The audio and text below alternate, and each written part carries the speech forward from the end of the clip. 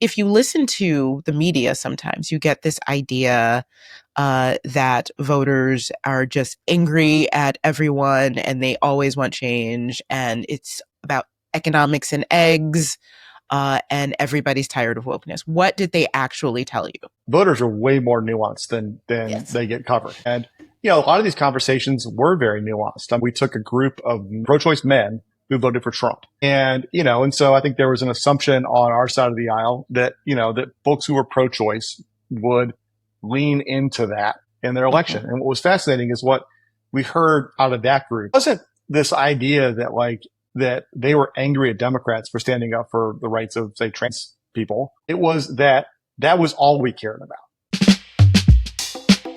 I'm Kimberly Atkins Stohr, and welcome to Justice by Design. So here's a fact about me that you may not know, is that I am not, and I have not been for over 20 years, a member of any political party. I'm not registered as any party at all.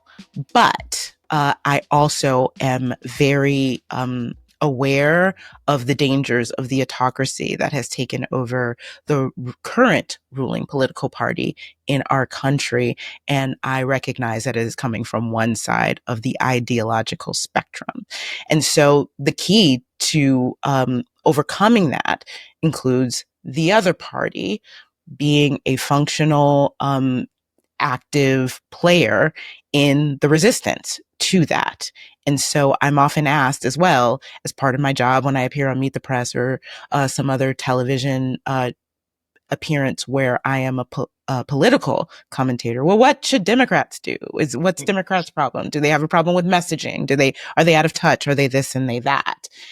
And often I'm not entirely sure what the Democrats are doing.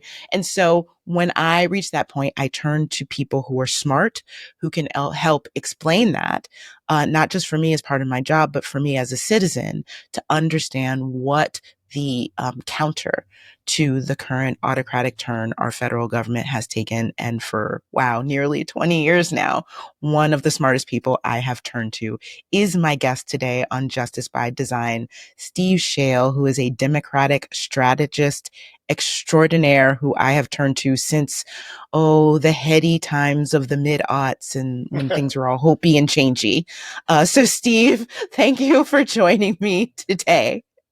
Kimberly, I'm excited about this. I was really appreciated the invitation. You said I'm not sure we've actually ever met in person, but I feel like we've been friends for 2 decades. And, yes, gosh, those days feel very quaint, don't they? Compared to now.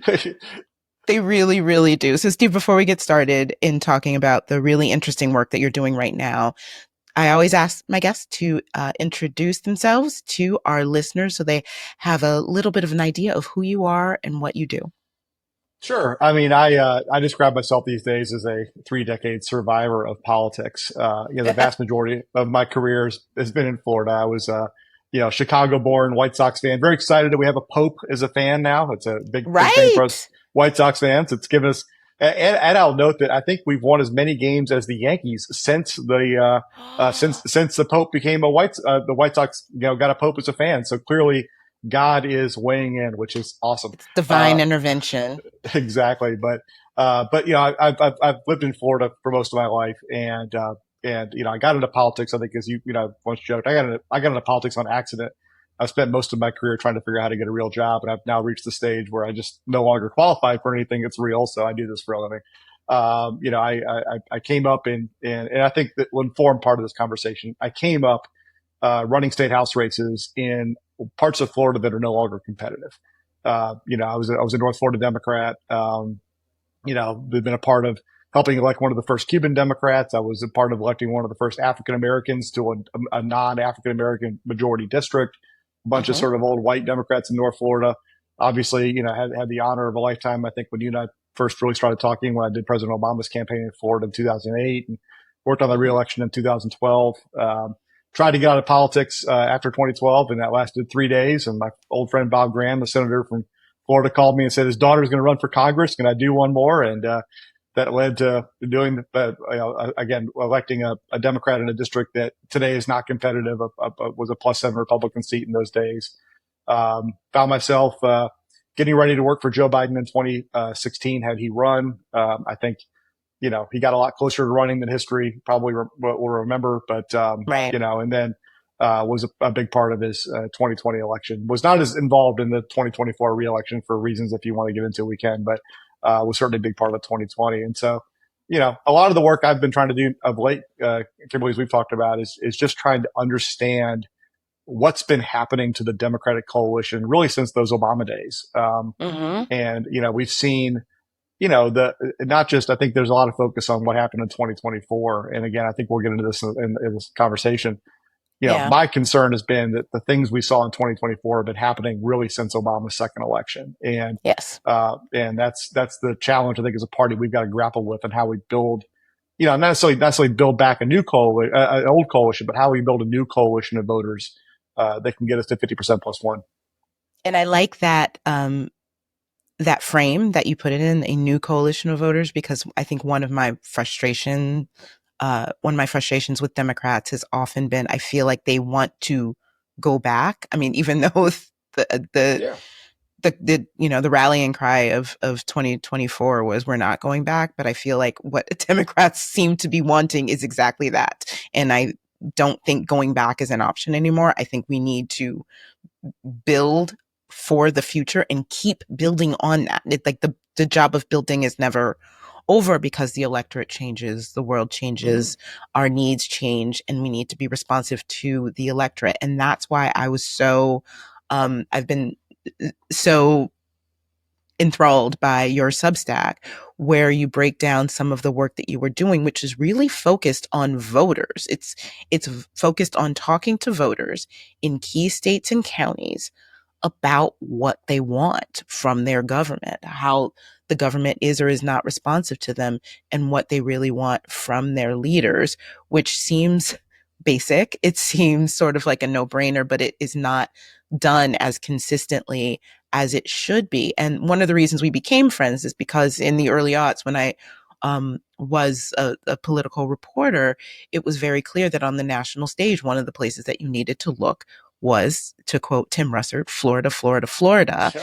And I reached out to a lot of smart Democratic and Republican strategists down there. But in your most recent dispatch on Substack, you went to a place that I know dearly, being a native Michigander, is Macomb County. I know that place well. Why did you start there, and talk about Macomb County and some of the other counties you are going to reach out to voters? Yeah. So, Kimberly, as we talked before, I mean, I often joke, but it's true. Like, I barely graduated from college. And so, I'm not, I do not hold myself out as a smart policy guy or a big message guy. But I understand one thing about politics, which is if you don't get to 50% plus one, you can't win an election. And so, for me, politics and the how we build a Democratic coalition is just a math question. What does the pie look like, and how do you put enough pieces in that pie to get to enough vote to win? And if you look at, the places, say, there's an argument, which is probably fair, that Obama 08 is not necessarily a great measure. There's a lot of things happening in the country. It was a change election. He won places that, for the first time in 100 years, Indiana, places like that. But, Obama 2012 was a really interesting coalition that he put together of voters, and won basically every swing state there was, some by smaller margins than others. And then when you look forward from 2012 to 2024, there are 10 states that have been in play in those four elections. And of those 10 states, there's 750 counties in those 10 states. All but 60 of them have moved towards the Republicans since 2012. The reason why we went to Macomb County is it is in the top 5 or 6 places, and arguably the number one among counties that are swing counties in terms of that switch. So here's a county that went for Obama twice. The second time Obama won it by 4 or 5 points. It was, I think, 18 or 20,000 votes. Trump won it in 2016 by maybe 30 or 40,000 votes. Biden made it a little bit better in 2020, but still lost it. And then this time, Trump won it by 70,000 votes. In fact, the difference between Obama's margin in 12 and the Trump margin in 2024 was in that county alone, is larger than Trump won Michigan by. So in other words, Wow. if Macomb County had just voted how it voted for Obama in 2012, Kamala Harris would have won Michigan. And Mm, so clearly you have a county that hasn't changed a lot in terms of its population. I mean, it's not demographically growing or losing population at a pace that's not normal for the times. Demographically is, it's interesting, as you know, it's about 80% white, 75% white, pretty good African American population, growing Asian population, growing Hispanic population. It's not a microcosm of America, but it's not also just a sort of a lily white place or just an right. African American or Hispanic community. It's got some diversity to it. Yep. Economically, it's moving, it's economically growing at a slower pace than the rest of the country, both from a GDP, as well as income. And so clearly there are voters here that voted for Barack Obama twice and then voted for Donald Trump 3 times. And if we're going to understand what's happened to our coalition, even if we can't get all those voters back, we have to understand why. And so Macomb became sort of like a really good way to get our arms around. And we spent 2 days in the snow back in February. This is a lightweight hoodie. It's the warmest thing I own being a Florida man. This is all I had going to Macomb County. But we trudged through for 2 days You should have called me. I would have, my mother, raising a Kankakee, Illinois boy would have absolutely been mortified at her son, what he wore. And unfortunately too, is you live in a warm climate after a while. Not only do you not own the clothing, but your body just isn't strong enough for it anymore. But I can vouch for that. Yeah. So we spent 2 days listening to voters and what they had to say, and went in with very little. We went in with things we wanted to learn, but we went in with very few assumptions, if that makes sense. Mm. Well, I mean, that seems to be really important, because I think a lot of times, and I will count myself in this, we sort of fall onto old conventional wisdom that doesn't actually meet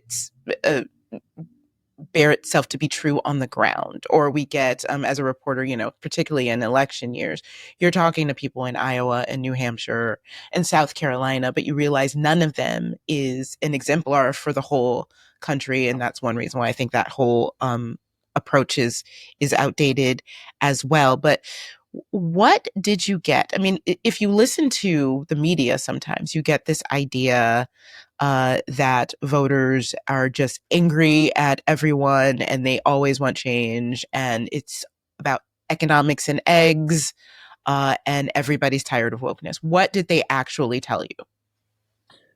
Yeah, and Kimberly, that's a great point, because often, as we all know, you do this long enough, voters are way more nuanced than Yes. they get covered. And a lot of these conversations were very nuanced. I mean, it was fascinating. So, for example, we took a group of men who were largely sort of pro-choice, so pro-choice men who voted for Trump. And so I think there was an assumption on our side of the aisle that that folks who were pro-choice would lean into that in their election. And what was fascinating is what we heard out of that group, and we can talk about all 4 groups, but specifically I remember that in that group wasn't this idea that they were angry at Democrats for standing up for the rights of, say, trans people. It was the sense that, or that we were pro-choice and fighting for that. It was that was all we cared about.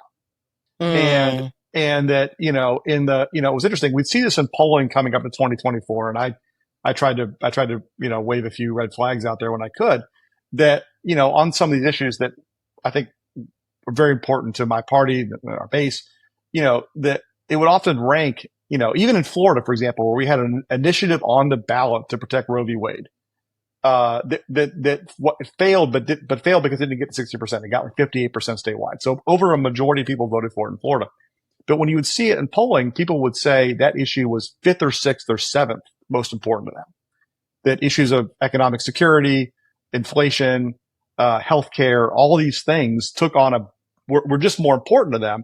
And so their view wasn't necessarily, again, that we were wrong on these things. And that was, I think, the thing that was interesting, was like even more conservative groups up there, like, listen, yeah, I think that it's right to fight for the rights of marginalized people. May disagree on things about like whether women, trans women can play in sports or not, but like nothing wrong with fighting for that. The perception, though, is that that's all we were fighting for. And that's where I think Trump was really able to kind of define, like, hey, like, they're worried about that over there. I'm worried about your job. I'm worried about the cost of goods, Right. Et cetera, et cetera. And that was the thing that rang really loud and clear in Macomb County coming out of it. That's really interesting because if you actually listen to what Democrats are saying in their messaging and their campaigning, they are not saying that that's all that they care about. They never have, but they have been effectively labeled as that this is all just about wokeness and open borders, which, neither of which is true, but Republicans have done a great job of defining Democrats in a way that has resonated very clearly with voters.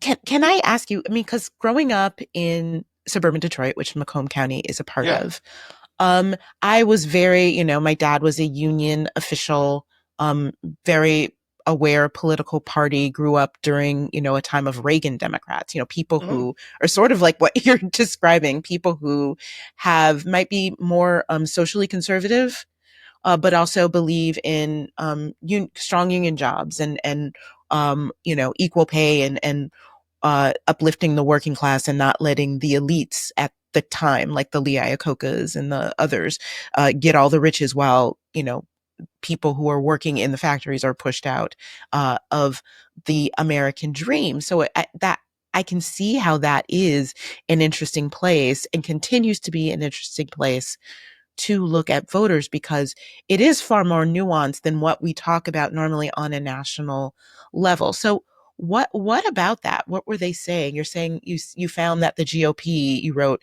maintains an edge on economic and immigration issues. And you can see how Donald Trump capitalized on that in his messages. But they also said that they perceive Democrats to be more out of touch. What do you mean by that? Again, I think a lot of that goes back to that, so two things. First of all, I think the other thing about Macomb, which is interesting, and Kimberly, this, is increasingly people who live in communities like that, communities like where I grew up, Kankakee, Illinois, are living in states that are now Sunbelt states, whether it's either move to retire or their kids live there. And so I think there's also understanding that the politics of those places often has a direct line on the politics in other places. And so I think that's the other thing to keep in mind with a place like Macomb or a place like Scranton, Pennsylvania, that's seen a 30-point shift. These places are not unique just to them. They often have a direct line to someplace else. And again, I think that the thing that kind of came out, and we saw it. So, this quantitative survey we did, we took kind of what we learned in Macomb and went and asked the voters in 21 counties. These are 21 counties in these 10 swing states that we talked about earlier. That again, these are counties that sort of disproportionately have an impact on their state's election. So Miami-Dade in Florida, a county that Hillary Clinton won by 28 points, 30 points, and Kamala Harris lost by 12. I mean, huge shift.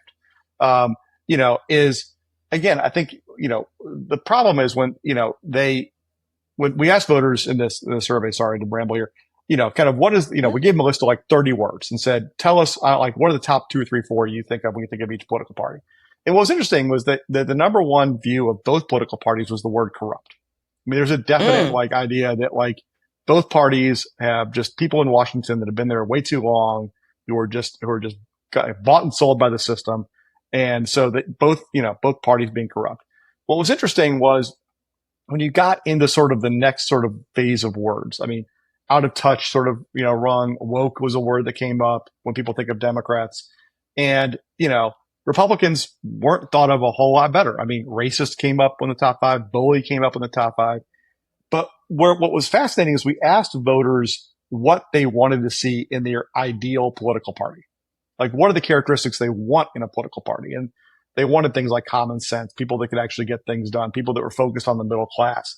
And the challenge is that despite the fact that voters dislike both political parties in big numbers, when you went back and looked at, common sense, the phrase common sense, like 25% of voters said Republicans, that was a word they would apply to them. It was like 6 when it came to Democrats.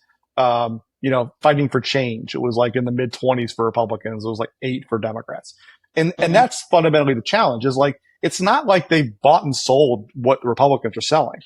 They just like us less than they like them. And the things that are important to them, they just see a little bit more of in their side. But for me, the good news in that story is it's not like these are still voters that they don't like what's being sold in general. And I think that there's a real opportunity, and particularly in 2028 with the nominee, building kind of a new framework around how we get to some of these voters to have a conversation with them again. Because again, the Republicans have not sealed the deal with them either. Yeah. So how do you think what does that path potentially look like? Because it sounds in a lot of ways that these voters want their government to be better at being more responsive. It's not a matter of the polarized choices that we're seeing here is that either you have this government that is acted the way that it always has before, which really hasn't pleased anyone, Mm-hmm. versus totally breaking it and firing all the federal employees and closing down agencies. They want something in the middle. How can Democrats craft a vision of something that seems much more in line with what real voters want? Yeah. And one of the reasons why I actually think that our nominee in 2028 is likely to be a governor is because I think that governors have an interesting way of being able to tell the story. Go back to Michigan and see how Whitmer's outperformed Harris, Andy Beshear, Josh Shapiro, folks who are very much seen electorally different than Democrats in their state. And I think that that's a function of that idea of like, these are governors who've shown that at some level they can make government work to make things better. And, you go back to the Biden administration and, obviously, I adore the boss and worked really hard to get him elected. You did not go to the White House, but I mean, I still think very highly of him as a person. One of the problems I think they had when Democrats be like, I don't understand why voters don't see all this stuff he's doing. Well, none of that stuff voters actually saw. I mean, right. we passed an infrastructure act. How many people saw roads start construction in their community? There's all the story about the electric charging stations, all the money for that. And we built 23 of them and, rural broadband. These are all things we talked about the fact that we did. But, if you were a rural voter in Orangeburg, South Carolina, who was counting on rural broadband, you probably didn't see your internet speed get any better. And so I think that, compare that to say like Andy Beshear, who, in these floods was able to bring government down to people's communities and make people's lives better quickly. That's a big problem. Voters just don't see, they see a lot of talk and they see a lot of talk from both sides. And I think those people that can actually show they've done it are going to be successful going forward. Yeah, I could not agree with you more, and that was one of the things that frustrates me about Democrats, honestly, because if you go back just a little while ago to Luigi, right, who became this cult hero for committing a horrific crime. Well, what actually happened? The Biden administration passed a regulation that prevented healthcare companies from basically gouging consumers over prices and capped some of the prices that could be charged. So the Biden administration was actually doing the things that the people who were so angry wanted. But we didn't see that solution. Well, now, of course, that if it's not already gone, it's going to be gone. But that was actual government at work. There was a regulation passed that made your healthcare more affordable. But who knows that? I knew that because I was researching something for a piece I was writing, and I realized that had happened. It had taken effect, and it actually brought down healthcare costs for Americans. I would have been screaming that from the mountaintops if I was cared about healthcare policy and I was an elected official here in Washington. So what is it about Democrats that seem to, why are we not hearing, here is our, instead of just berating Donald Trump for all of his policies, why aren't we saying, look, this is what our immigration plan will look like. It's right here. It's ready. When y'all ready, come to us and we'll talk. This is what our economic plan would be to actually give tax breaks to those in these, for working class people, for people caught in that trap between like lower and middle class. This is what will help them, and let the billionaires pay. Here it is. Here's the plan. We're ready to implement it as soon as you give us the ability to do so. Why are they not doing that? I don't know. I mean, you may have read. I mean, I was pretty frustrated during the debate over the one big beautiful bill that we didn't offer some ideas as a missed opportunity. And like, you go back, it's interesting, we go back to Obama war. Like we all remember Hope and Change for sure. Inspirational figure, one of the most, one of the greatest candidates in our nation's history, whether you love him or hate him. I love him, but people also forget Barack Obama ran more ads in the general election in 2008 about cutting middle class taxes than any other issue. Because it was the one thing government, you may remember in that era. I mean, we were kind of going through an affordability crisis at that point. Insurance costs had got high, healthcare costs were out of control. The housing market was starting to crash. There were all these issues here. So what's the one thing the government can do to actually put more money in people's pockets? They can lower their taxes. And so he ran on cutting middle class taxes. He passed the largest middle class tax cut plan in American history, still to this day. And then when he ran for re-election, he said, I cut your taxes.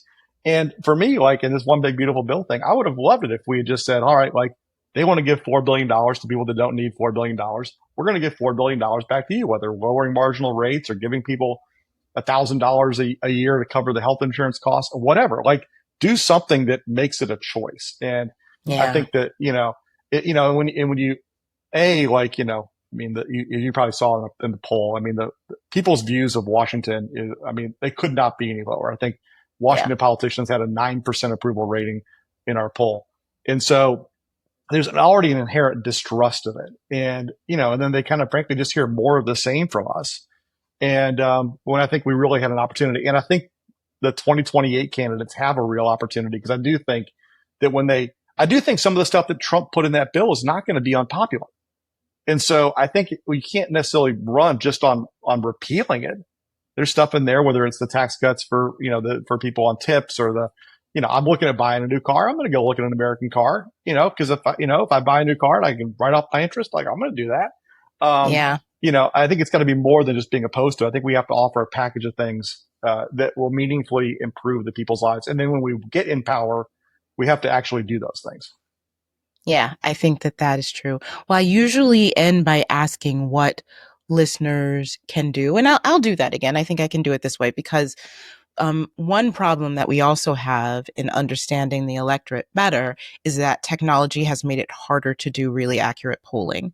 And that's why I appreciate your work of actually going and meeting voters where they are and speaking to them with an open mind and without preconceptions. But people don't always get polled. I don't think I have been polled since the first Obama campaign.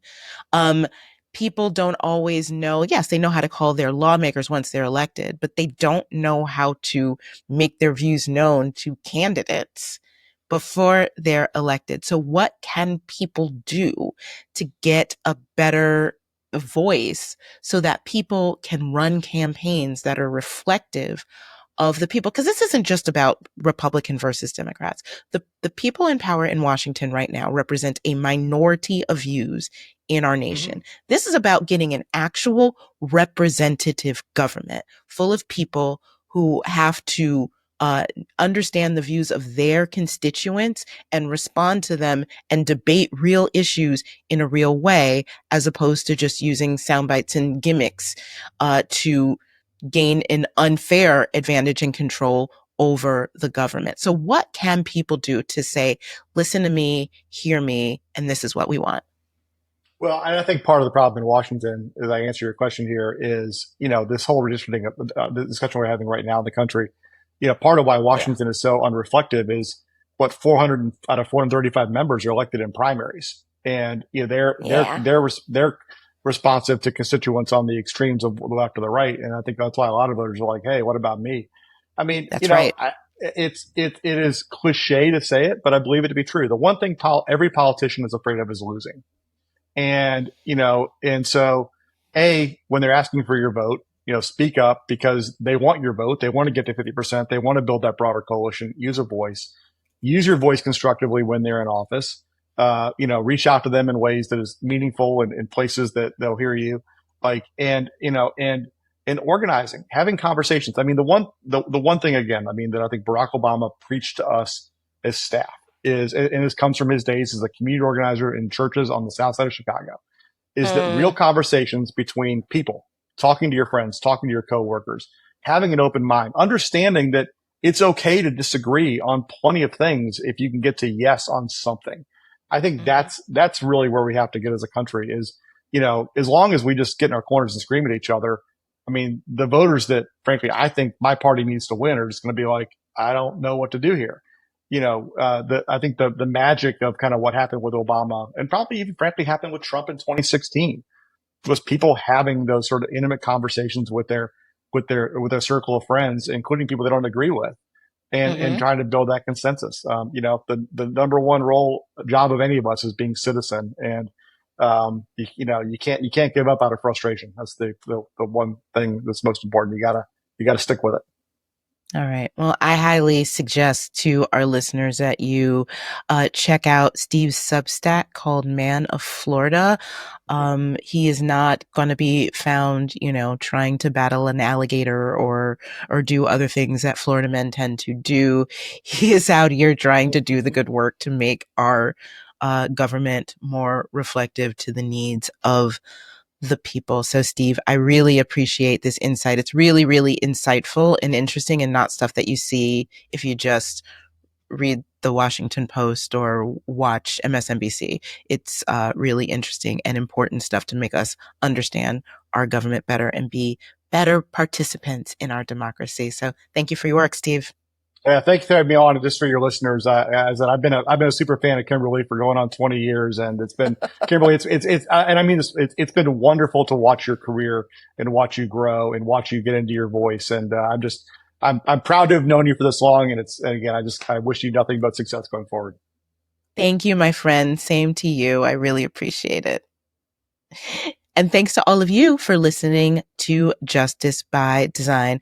You know what to do. Follow, like, give 5 stars, tell your friends. You know all the things. Please do that because it helps this little podcast grow. And I will be back next week with another episode of Justice by Design. I'm Kim Atkins Stohr. You take care.